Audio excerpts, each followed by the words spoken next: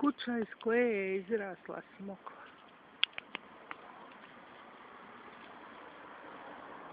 Moguće iz dnevnog boravka, a moguće iz spavaće sobe.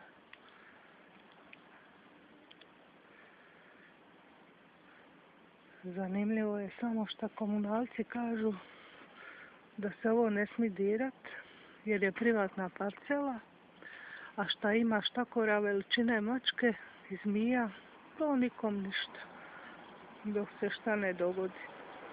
100 metara od centra grada. Pohvala ludosti.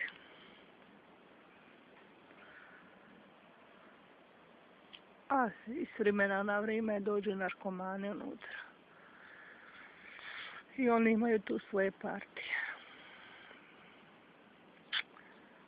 Nikom ne smeta dok se šta ne dogodi. A kad se dogodi, onda žao nam je, dogodilo se. Ili je koga zmija, ili koji narkoman napao.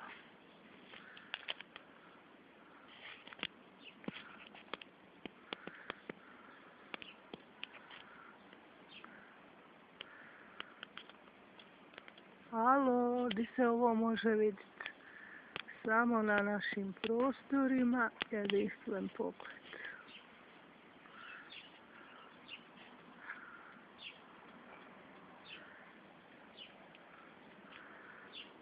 Još malo pa će se moći smokve biti. Ko se usudi približiti.